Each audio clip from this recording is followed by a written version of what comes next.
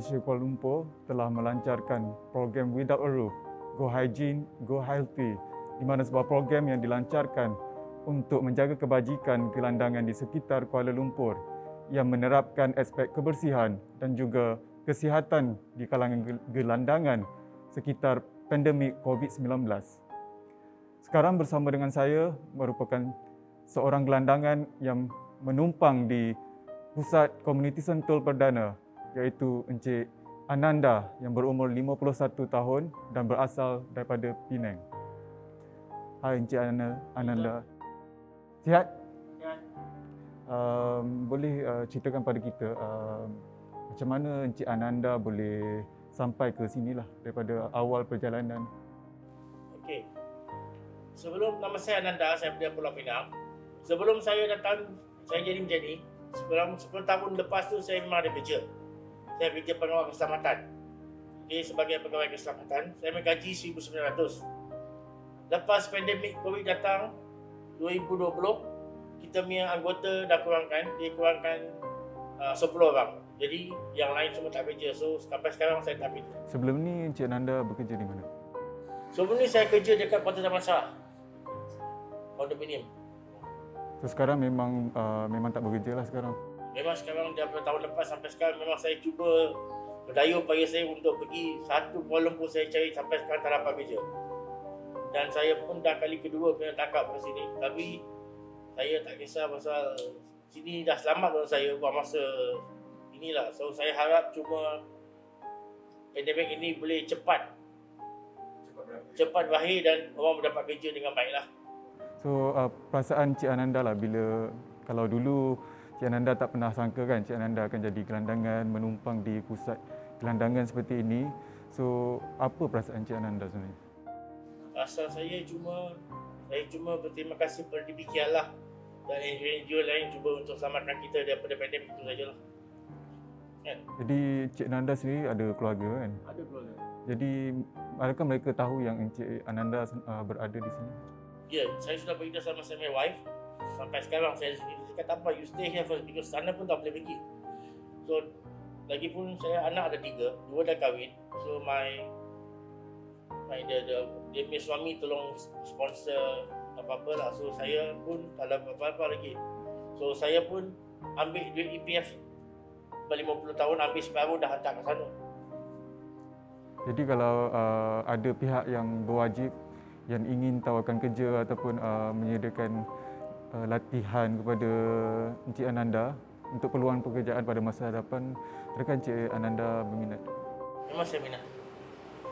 Sebab saya ni bukannya katakan gelandangan.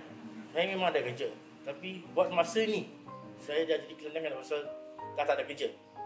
Seterusnya, apa pendapat Encik Ananda sendiri tentang event yang kita telah adakan pada hari ini? Event yang bagus. Saya harap Bulan Sabit Merah dengan NGO lain dapat menolong gelandang lain lah. Ataupun dapat motivate gelandang-gelandang yang lain ambil dia jadi macam volunteer. Kan? Sebab saya tengok banyak NGO macam pemakna. So at least kalau kita buat macam tu, mungkin dia orang pun tak akan jadi boring. So dia orang dapat tahu dunia yang lain, negara lain macam mana, kita negara macam mana, dia dapat tahu. Jadi itulah harapan Cik Ananda supaya lebih banyak peluang pekerjaan disediakan kepada golongan gelandangan. If you in my situation, you also feel the same, sir.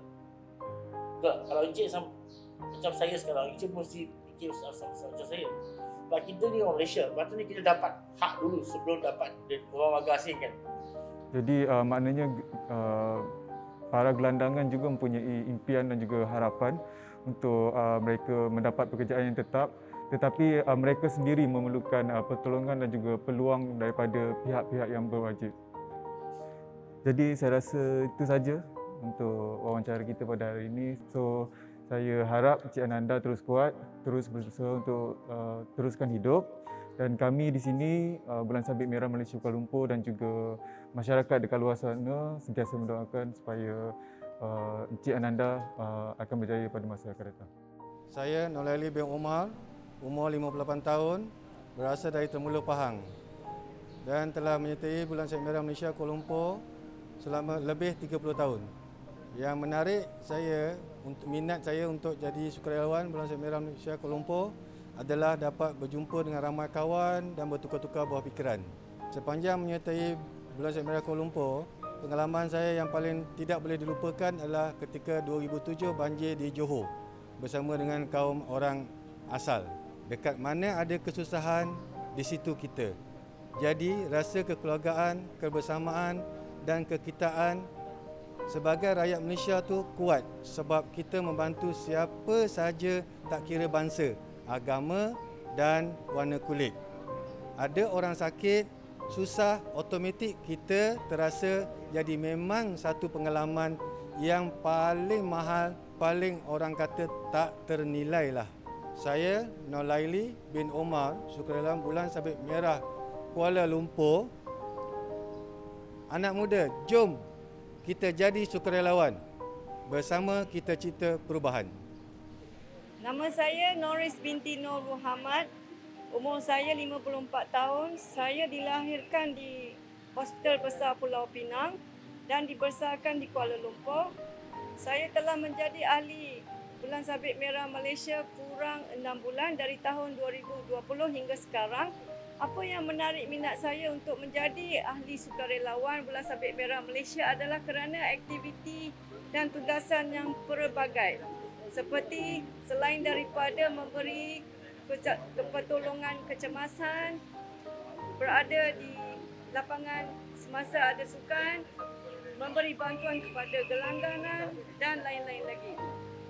Sepanjang menyertai Bulan Sabit Merah Malaysia, pengalaman yang saya tidak boleh lupakan adalah apabila saya diberi tugasan untuk membuat panggilan kaji selidik terhadap pemohon yang memohon bantuan COVID-19, permohonan keuangan. Jadi pemohon itu berada di hospital. Bila saya meneramah dia melalui telefon, dia sangat-sangat memerlukan bantuan.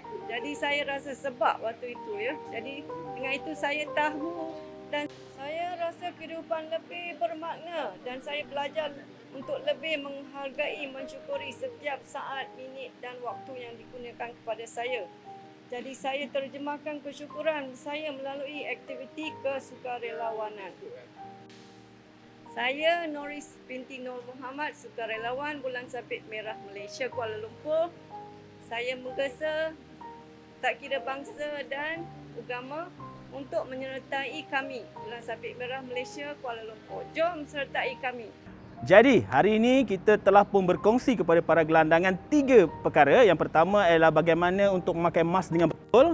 Kemudian bagaimana untuk mencuci tangan dengan betul. Dan juga kita adakan bual bicara bersama dengan gelandangan. Jadi, 3 program ini adalah dalam salah satu program yang dirangka oleh Bulan Sabit Merah Malaysia Cawangan Kuala Lumpur, iaitu Without a Roof.